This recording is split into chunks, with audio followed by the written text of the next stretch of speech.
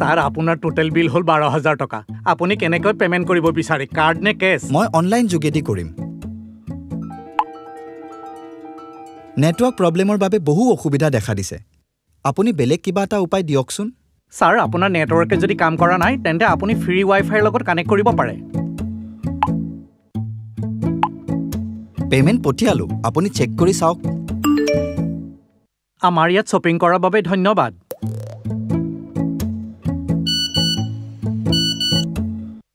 হা এইবোৰ ট্ৰানজেকচনটো মই কৰাই নাই মোৰ একাউণ্টৰ পৰা পইচা কাটি লৈ গ'ল অথচ মই একো কিনাই নাছিলো দেউতা আপুনি শেষত কোট আৰু কেনেকৈ কিনিছিল শ্বপিং মলত কিনাৰ সময়ত মই অনলাইন পেমেন্ট কৰিছিলো মোৰ নেটৱৰ্ক কাম কৰা নাছিল সেয়ে মই ফ্ৰী পাব্লিক ৱাইফাইৰে কানেক্ট কৰি পেমেন্ট কৰিছিলো দেউতা পইচা লেনদেনৰ বাবে ফ্ৰী ৱাইফাই ইউজ কৰাটো নিৰাপদ নহয় এনে কেতিয়াও নকৰিব হেকাৰছে এনে ৱাইফাই জৰিয়তে ইউজাৰৰ ডেটা জানি লৈ ইলিগেল কামত ইউজ কৰে বাবা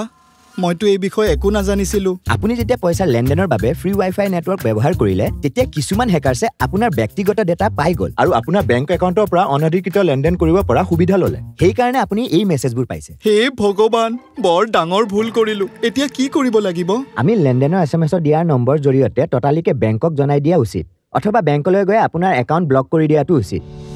সতৰ্ক হৈ ৰ'ব ৰাজহুৱা ৱাইফাইৰে ঠগবাজি ঘটিব পাৰে সতৰ্ক হৈ থাকিব